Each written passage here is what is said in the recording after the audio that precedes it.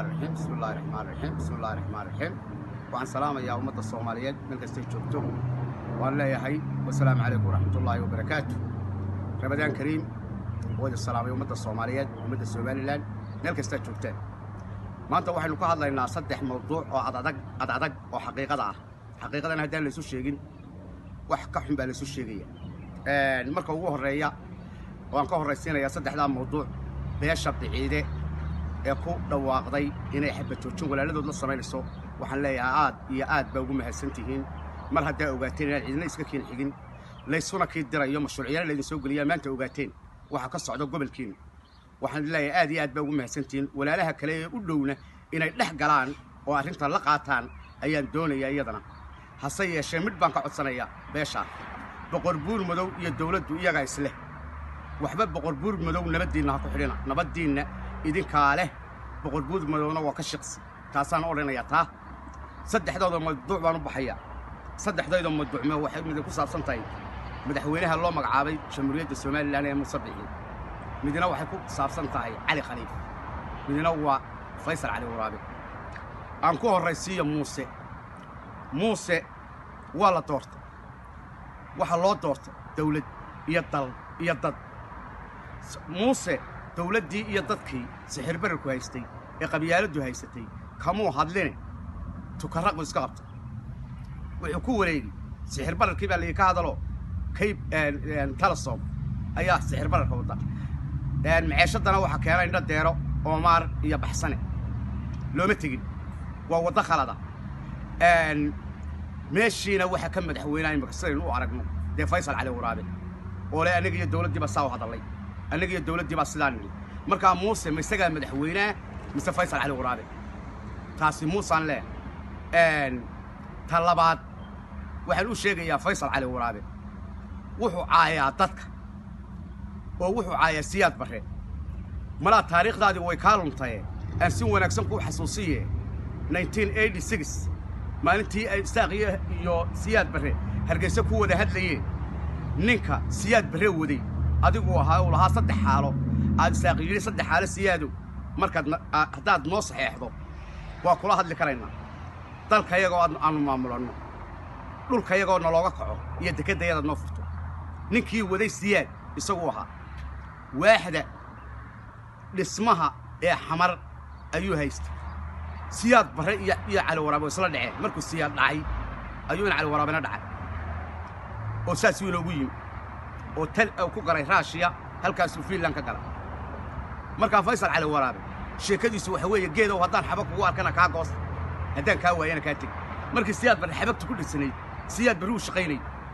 oo basaas uu ahaa inuu ognahay waan cidna ka qarsoonayn maantana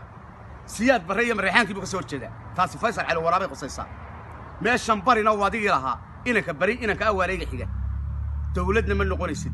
siyaasadana saasaad ka noqoto gabigaagu waxaad ku soo ururtay inaad u kala shaqayso dawladda iyo dadka Soomaaliland la isku dirto taasi waa Faysal Cali Waraabe Cali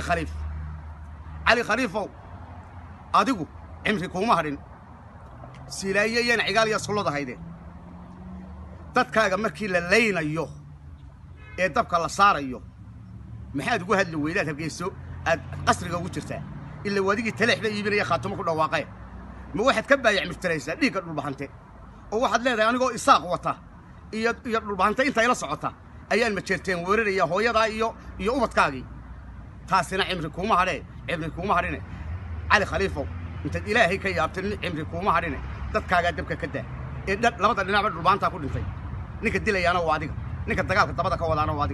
adiga ina Cali Waraabe wadinki Jarma tagay Soomaaliland iyo khaatimo wada hadalkeedii bashad baa ku soo qaadateen dagaalkanina ina ogtihiin iyo in kala mooye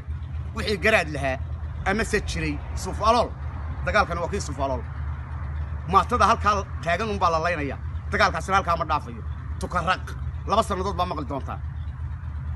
ummadda Ilaahay ee Islaamka ee aad dhiigeeda ka baayac mushtareynaysan dawladda Soomaaliland ee dhaawac yaalla ilaa ku tukaraq iyo ilaa Hargeysa ee aan dhakhtar lahayn dhaawac ku dhimanaya ummadda Islaamka ay laga daayo Ramadaan taa dagaalka gelinaysa ila bixiyo wadna failure dadkaaga uu kala dhaqaaqay Hargeysa la isma salaamo dabka lama kala qaato waxaanad wali wadaa هذا ده سي برينا وسيقوا علمنا هذا السيقل سدد كعولات أبو كلك حيسه شيغان باتلا هذا ودتك كو كلك حيسه شيغاني halka lagu mariyo badalkaysa dawladdiinuna waa dam waayo Faysal Cali Waraabe madaxtooyada ka hadlayo ku afayana ma Faysal Cali Waraabe ma mucaarad ma afayeenkii madaxtooyada ma wasiirka arrimaha gudaha ma golaha deegaanka ku soo baxayo oo waa maayar mise waa gudoomiye mucaarad anaga iyo madaxweyne baa sida anigu madaxweynaha shaah la cabayo meelaha ka yiraahda ma ina bixiba marka dalka xukuma mise Faysal Cali Waraabe mid kale sayid ku daraya oo dheer ninka la yiraahdo Salebaan Gaal iyo ninka la yiraahdo Faysal Cali Waraabe ummadda Soomaaliland weligeed dawladda noqonaysa dadna noqonaysa weligoodna ma heshiinayaan labada nin intay ku jiraan siyaasadda Salebaan habar jecel Salebaan Gaal qabta oo odayga gaboobay ee aan cimrigu u arin ee munaafiqa labada reer ee walaalaha ee istilayay ku yiri awal hore dhulbaanta laga qaday istileedahay ninkaasi madaxtooyo midin fadhi karaya guurti marka waxa idin sheeg lahaa maanta in shirkeena jareed wuxuu ku saameysan yahay saddexda qodob ee culus ee adag ee ku saabsan Salebaan Gaal Faysal Cali Waraabe Cali Khaliif iyo Ina Biixi wassalaamu calaykum waraxmatullaahi wabarakaatuh